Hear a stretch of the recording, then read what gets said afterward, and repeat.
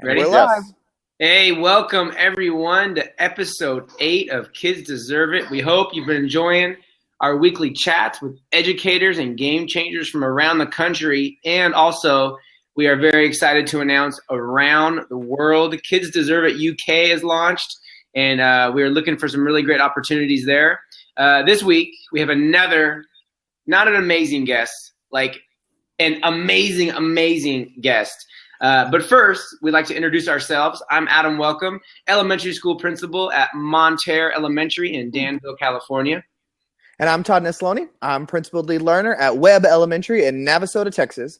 And our special guest this week is another principal out of Minnesota. And he is, you want to introduce yourself, Brad? I am Brad Gustafson, an elementary principal in Minnesota. I thought you guys were going to say we have an amazing guest, but first we're going to introduce you to Brad. No, we have no guest. If you don't know anything about Brad Gustafson, I can promise you that you will not find anybody with as much energy as this man has. So we are excited that he has agreed to come on to our show tonight. We want to encourage everybody who's watching to participate in the chat along the side. Feel free to ask any other questions. You can also participate on Twitter using the hashtag KidsDeserveIt. Thank you, everyone, for watching. We have some questions. So, Brad, talk to us about being an elementary school principal. What makes you pumped to be at work each day?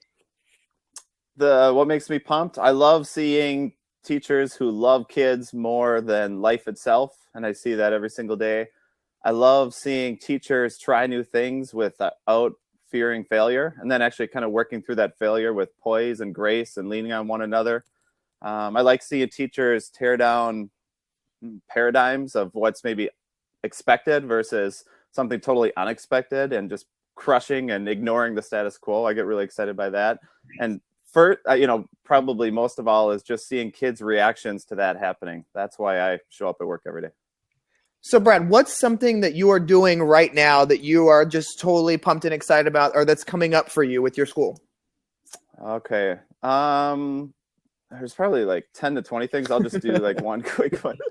We have a teacher doing kind of a mock Newbery project that's really cool. And she went out on a limb and just bought tons of different books, not knowing what the student interest would be and what kids would want to give up their recess to partake in reading, like an excessive, obscene amount of books. And it's just, she's knocking out of the park. That's one of our fourth grade teachers.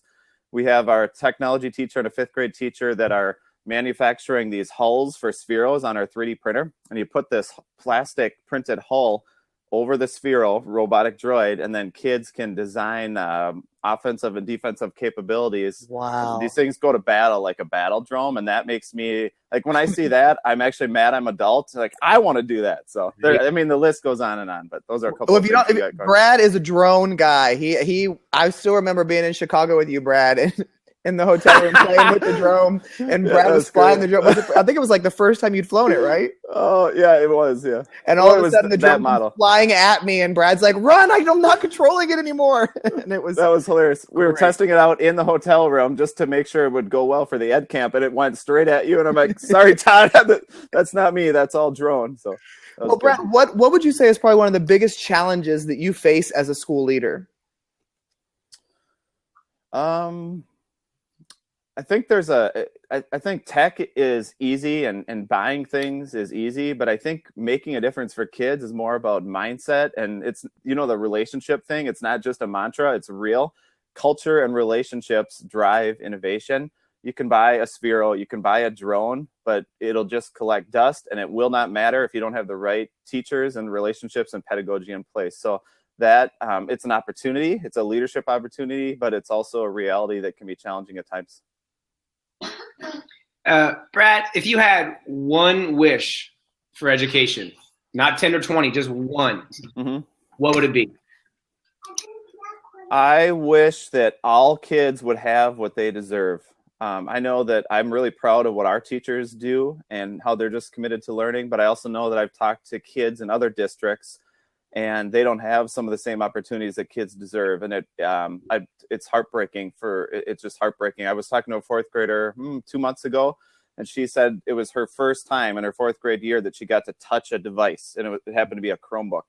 And my heart kind of it just burst a little bit and broke. So that's something that we have to work on. And that's not a teacher thing. That's a leadership thing. Principals have to step up to the plate. Superintendents have to join with us. And how can we eliminate barriers to these opportunities that kids deserve? Well, Brad, one of the things that, for those of you that don't know, Brad and I are really good friends. We talk all the time. And one of the things that I love that you do, Brad, is that you also encourage your teachers to get out there and share their learning with other people, whether that be at local conferences, state conferences, things like that. Why do you find that important? It's kind of like when you walk into a classroom and you're inspired as an adult, you know that kids are going to love it. I mean, that's kind of one of my litmus tests. If I don't want to walk out, you know that kids want to be there. I think it's the same thing. If I learn from our people and they inspire me and I see the value, I know that other people can learn from and should learn from them too. So one of the most basic things we do is we have our in-house professional development where teachers, mainly at Greenwood, but some in the district, they lead our learning on a monthly basis. And that's really inspiring to see. And I see how effective it is in our school. So I can't help but try to point out the obvious to our staff. I think educators are very humble people. You guys, I'm sure, have noticed that. And sometimes they don't realize how great they really are. But I get to see it every day. And I try to encourage that. And I need to get better at doing that. But it's something I'm working on. And we're getting a little traction. Brad, Todd was actually in California last weekend hanging out. It was a great visit. We finished up our book, and we talked a lot about like who inspires us and who kind of challenges us and who brings us to that next level. And we're wondering who brings you to that next level and who challenges you on a daily, weekly, monthly basis. Yeah. I've never played Yu-Gi-Oh, but you get the basic concept. These or Pokemon, they have levels or strength, in whatever. I'll just make this up, but attack strength. It's bad to use analogies that you don't know anything about, right? But go work with me here. So principals and educators are a lot like Pokemon. Don't quote me on this, but think about it. We have tons of different skills and areas that we need to work on. So I would say, Adam, that there's not one person who inspires me, but when it comes to amplifying student voice in a real legitimate way that breaks boundaries and has me just humbled beyond belief, thinking I need to get my act together, it's someone like Jason Markey or Jen in Chicago. And when it comes to creativity and taking on really important issues with regard to equity, I have people for that. The list goes on and on and on. I think that's the beauty of cultivating friendships and connections across the country, because they help me see my blind spots and they help me realize that I have a long way to go in a lot of different areas. And what's your favorite way to connect with those people? I think I know the answer, but what's your favorite way? Yeah. On a deeper level, I would say was probably the three-pronged attack. Okay. So Twitter is a great way to make a quick connection. Okay. Like, hey, give me a call or hit me up on Voxer. So were you going to say Voxer? Yeah. Okay. Voxer is key, and I love that. But really, my favorite way is in person, without a doubt. Like, I'll never forget the time we've all hung out together in person, and I cherish that. But Voxer is a great way to stay in contact when we're not together. Right. Sure. Adam? Yes. Every week, we like to leave our guests a challenge for their viewers. What is a challenge that you can leave for our viewers to do next week, or since we're kind of in the winter holidays, maybe the next couple weeks, or not, maybe something without kids involved, because we're on holiday. My challenge, and I should have done a little more homework over the weekend. I was busy watching Star Wars with my kids. Can you believe my me? goodness. It was awesome. It was a marathon. We're getting ready to go see the big one. I would say learn something new, but not just something passively. Really get out of your comfort zone and just something that could possibly make a difference for your kids, your class, and your school. And is it okay to share a story here? How much time you guys got? Yeah. Okay. So we have these mobile maker spaces in our school, and so basically the premise is you can check out a cart like a library book and bring robotics or knitting or Legos or Connects and et cetera, to any classroom or hallway in the school. But we have had these Edison robots, and basically they're little programmable vehicles that are Lego compatible. And they've been sitting in our school for a couple weeks.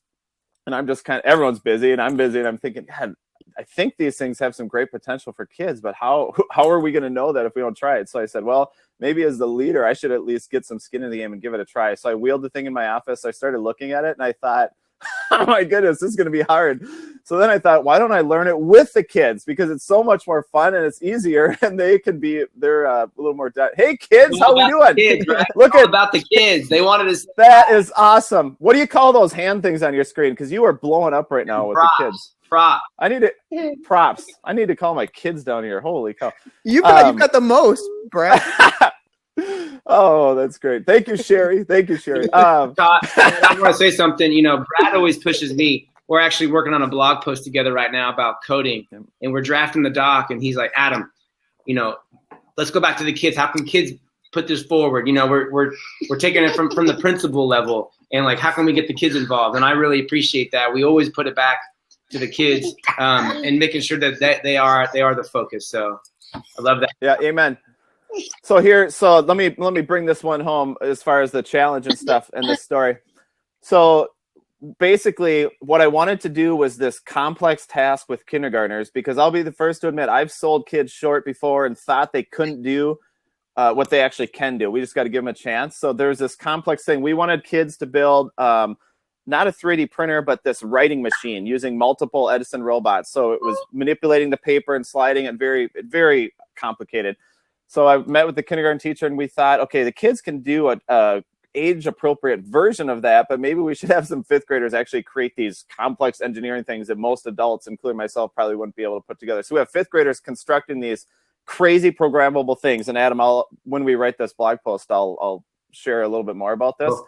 But in the meantime, we're going to bring in these things that kids made, that fifth graders made, and show the kindergartners and say, check out what fifth graders made, and we're going to empower you to do this too. And we'll just give them just on a different level. So they'll be able to program these little Edison robots and use attach Legos and markers to them. And I'm quite confident they'll come up with better things that if we had kind of a closed-ended lesson with a preconceived notion of success in advance, they'll blow that out of the park and really have a nice inventive, divergent thinking spirit. So that's the plan. But the reason I shared all that is that's the kind of thinking or challenge that I'd like to lay down here. Try to learn something crazy new and get rid of any barriers that you think might be there. Because I had plenty in trying to learn this Edison thing. I still don't know it, but I will. I'll get there with kids' help. And you know what? We're never going to know everything, and we can't know. We have to be the facilitators of the learning for kids and put them out in front. I love that. Before Todd closes it out, get your bracelet. Kids deserve a bracelet. I mailed about 150 this week, and we're working on more next week. So I just put the link in there. Go to our blog, kidsdeserveit.com, sign up, and we'll mail you our Kids Deserve It bracelet. So, and thanks everyone for watching the show. Brad, thanks for being here and being our guest, especially the week of Christmas break. We really appreciate your time.